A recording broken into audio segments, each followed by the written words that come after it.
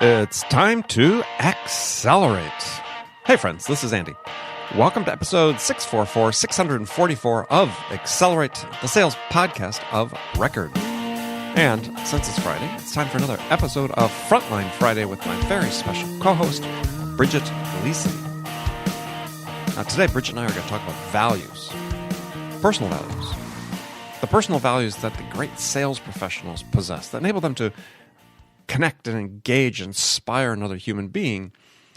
And like I did last week, I'm unveiling a new acronym to help you remember these core values.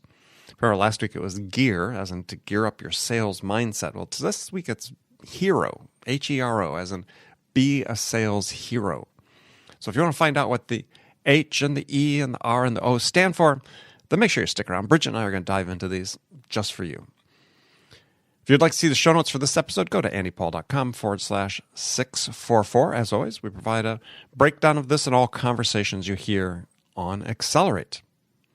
Now, I've been mentoring and training sales professionals for years, and as I've said, one of the most important elements, I believe, to career success is making sure you align yourself with a company that values their customers and has a portfolio of products that can compete with anyone. And that's why if you're a top performer in your current role, you're looking for a fresh challenge to take your career to the next level, then CenturyLink should be at the top of your list, because with its recent acquisition of Level 3, the new CenturyLink is truly a world leader in providing cloud, security, real-time communications, hybrid IT, and managed services. So if you want the excitement, challenge, and rewards that come from selling industry-leading services to the enterprise, then visit CenturyLink.com/accelerate. That's CenturyLink.com/accelerate and see if a career at CenturyLink is the right step for you. Okay, let's get going with Frontline Friday. Hello, welcome to Frontline Fridays. As always, I'm joined by my special friend and co-host, Bridget Gleason. Bridget, how fantastic are you today? Super fantastic. Super fantastic. Okay. Super fantastic. All good. All right. Somebody count. Somebody out there on. See how many times we say fantastic during the course of this interview. Okay, so today, last time we talked about mindset. So today I want to talk about values. I've got another acronym I want people to learn, and full of acronyms. So, and they're easy devices for people to remember things and memorize things. So Daniel Kahneman in his book, Thinking Fast and Slow, talked about the research that showed how acronyms are so important in that regard. So here's an acronym, because we're going to talk about values in sales. About like companies talk about their sales values. They end up really talking about a mission statement. And yeah, that's great. I think that's important to have, is you have a mission statement. You can call them your values. Reducing them to an acronym, I think, is a great tool.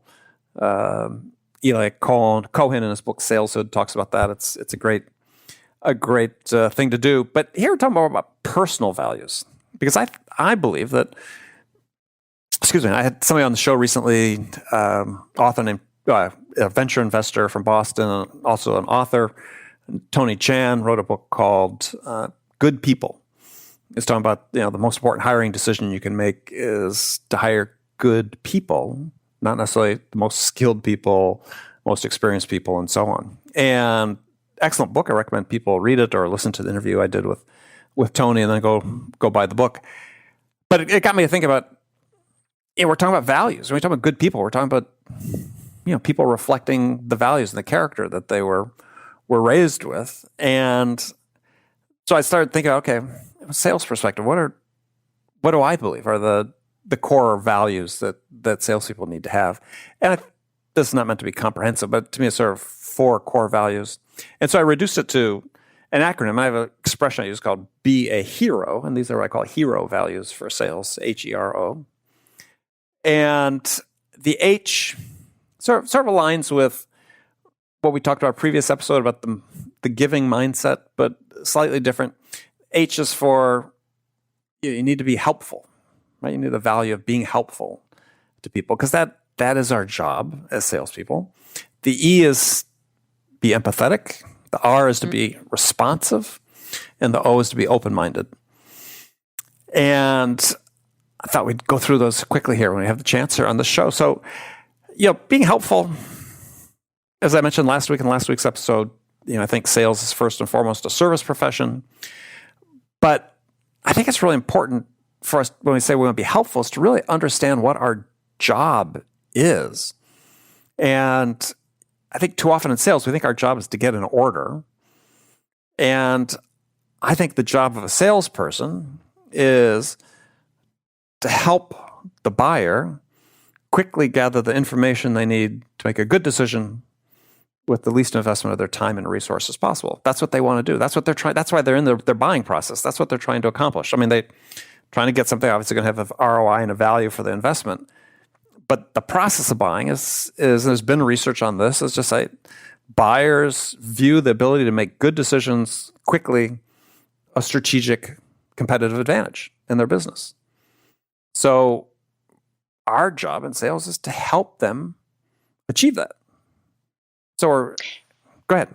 Yeah, I like that. I was thinking about you saying that our job is to help them. It's a strategic advantage for them to be able to do that as quickly as possible.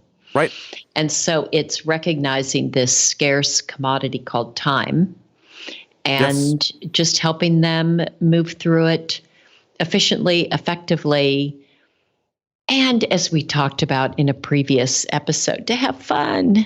Have fun, make it enjoyable, make it pleasant. Don't make it painful. Don't make it quick and painless.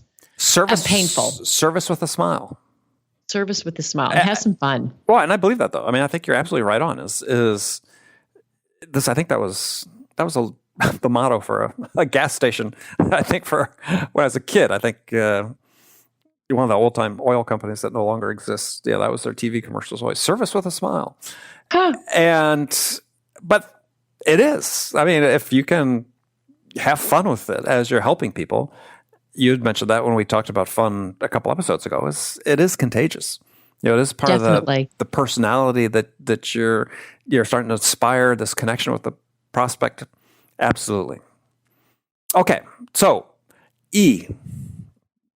Either empathy or be empathetic. Yeah, empathetic. Or empathic, as some people say. But apparently there's reasons to say one or the other, and I don't know what they are. But I'll say empathetic. And this one I think is really interesting because, as we've become more, I don't say automated, but as we go through on our marketing side, we've developed our ideal customer profiles. We've developed personas around the various points of contact or stakeholders we're going to have in the decision.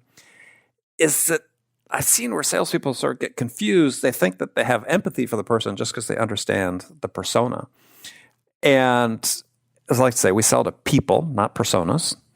Mm-hmm. And we have to go out and engage with people and listen to them to really develop empathy for them. It's not enough just to read a profile about them and say, I can empathize with that. You have to go out and you have to engage and talk to them and listen to what they say to really demonstrate to them that you have empathy. Right. Yeah, it's, I don't have much to add. On that one. I think that's, if you can't, you have to be able to uncover, obviously, what's going on with them. And the best way to do that is empathizing and really trying to step into their shoes and what that looks like and feels like. Well, I think one of the keys for people to take away on this is, and I forget where I heard this phrase, and I loved it, so I've appropriated it as my own, is that you have to learn how to listen slowly as a key to developing empathy, is that we have this built-in thing in our human nature with our confirmation bias to believe we know what people are sort of telling us before they tell it to us, right? Or to take an answer and shape it to conform to our view of the world. And so we're sort of assuming to some degree, or thinking ahead, we know what the custom buyer's answer is going to be. And your point is, if we really want to understand what's going on with them, is we have to do the same as what I call listen slowly, which is we're not thinking ahead. We're actually listening and then pausing before we have any other thought. So we process it. And then, now I begin to understand exactly what you're talking about, Mr. Prospect or Ms. Prospect, because I'm not trying to fit your answer into a niche. Right. I'm actually listening to it. I think that's hard for a lot of people. Oh yeah. We're in sort of a time when we're bombarded with things, phones and text messages and social media, and we're just in an interrupt-driven society. It's really hard to just tune those out and be fully present. Right. That's what I think. Absolutely. So that's why I think this pause is really important. I mean, if you add a second, right, from the time the customer finishes their answer to your question, pause for a second before you start thinking about what you're going to ask them next. Yeah.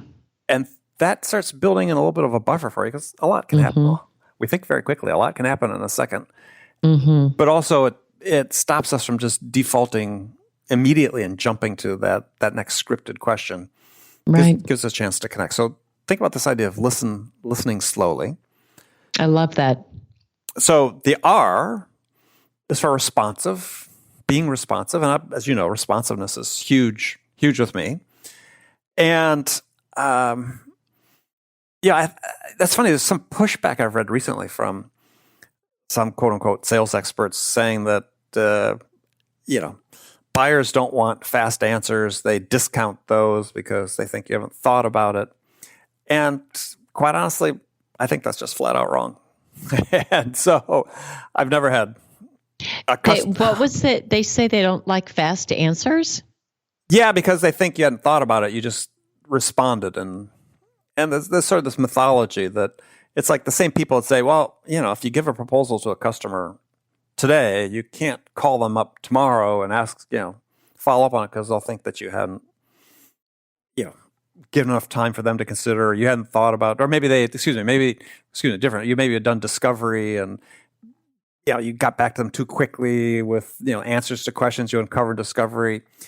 I don't know. I just like sort of have to tune that part out. It's people don't have in their minds, specific intervals. They're saying, well, you answered that too quickly, therefore you must not have thought about it. If you're giving people well-reasoned, specific answers to questions they have that provide value to them and help them understand the challenges they face more completely, or the decision they have to make, they want them faster. They're trying to make good decisions quickly. Right. So the thing about being responsive is that this is something you have complete and absolute control over as a salesperson. I mean, if you're selling a complex product, maybe you don't have all the right answers right at your fingertips, but we talked, I think an episode or so ago about, as part of being entrepreneurial, as part of the entrepreneurial mindset required in sales, that you need to, if you don't have all the resources given to you, you have to go develop those resources within your company. This is when this becomes really important. Building those networks internally so that people will support you and help you when you have questions that need to be answered for customers. If you haven't made that investment internally, then you're restricting your ability to be responsive. So I never wanted to be in that situation. I always proactively went out and developed those networked internally, so that if I needed a quick turnaround on something that I didn't know the answer to, I stood a good chance of getting it quickly. Yeah, I always remember, Andy, you and I met. I was introduced to you because of your first book, Zero Time Selling. I remember the moment. When it was, gosh, I think my CEO, maybe was he? Yes. Did he have an early copy of it? Yeah, he had written a blurb for it. Yes. And he wrote a blurb for it. And that's always stuck with me. Just the importance of this responsiveness and how important that is in sales, and what a big difference it makes. And I think it's timeless. I want quick responses. I don't think the other person isn't doing their job. I want quick responses, and I don't think our prospects are any different. Well, and I think that part of I read this one article within the last year about why quote unquote responsiveness was wrong, because salespeople if they're trying to be responsive, they're going to grab for the quick answer rather than the right answer. And yeah, there may be some who do that, but I actually have more faith in salespeople, I guess, than most people, that they understand what the customer is really looking for. And if they've done a good job, they're going to make sure they get them the right answer, because if they get them the wrong answer, then, or the incomplete answer, or the expedient answer, then they know that they're not, they're going to go backwards with the customer, not move forwards. So, if you're listening and you hear people sort of push back, say responsiveness is not important, they're just flat out wrong. And I could show you millions upon millions of dollars worth of orders that I won as a basis. 100% being responsive. Right. Responsive. Boy, does that make a big difference. Yeah. Why my competitors were still sitting on their hands. I was winning the business. All right. So the last one, is being open-minded. And it sort of ties a little bit to what we were talking about before, is you just can't assume anything, right? This whole idea with the personas, we assume we know exactly, in the scripts, we know exactly what the customer's answer is, therefore we ask this question. And it's like, there's nothing wrong with scripts per se, but you got to know that when you ask a certain question to a customer, it's not going to be the same answer every time. You can't put it into that box. You need to be open-minded, hear what they're really saying, listen slowly, as we talked before, and treat every customer situation as being unique as it is. Then you're going to hear more clearly what their challenges are, what their objectives are, how you can help them succeed and increase your odds of winning the business.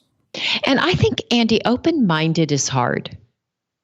We like to think we're open-minded. I like to think I'm open-minded.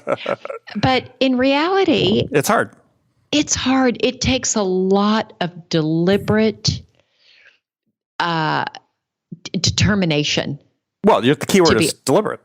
Yeah, you have to know, because I know my go-to place is not to be open.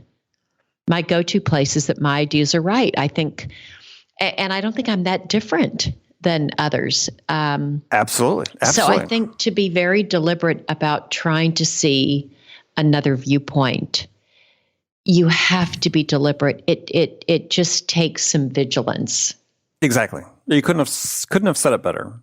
And I spoke about this in the start of my second book, Amp Up Your Sales, not commercial time for my books, so you're welcome to buy them, is that...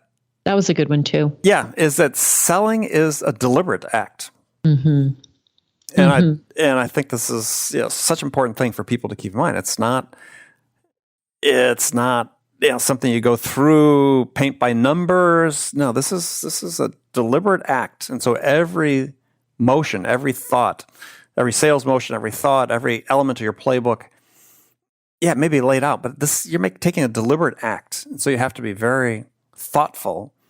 About why you're doing it, why you're taking it. And yes, we get pressured by time, we get in a hurry, but nonetheless, the more deliberate you can be about it, again, the more positive outcomes you're going to get from your sales, because your competitors aren't being that way. That's right. I mean, so much we talked about here today and in previous episodes and general in the show is, we want you to be the best you can be, because, it gives you a competitive advantage, because oftentimes your competitors are not. And in sales, you don't always have to be the best. You just have to be better, just better than the others. That's right. So take every competitive advantage you can get. Well, and that is absolutely true, because again, I mentioned my buddy Herbert Simon, researcher, Nobel Prize winner back in the 50s, 60s, early 70s, who found that people are, by and large, are looking to make good enough decisions, not the best decisions. And if you can stand out in helping the customer get to the point where they said, this is good enough for us, this will work, this will help us achieve what we need to achieve, you'll be the one that wins. You'll be the one. That's right. That's all you need. All right. So be a hero. Helpful. Be a hero. Empathetic. I like it. Responsive. Open-minded. There's your sales values for you. Bridget. Andy. It's been fun, as always. As always, until next time. Until next time. And friends, next Friday, that will be.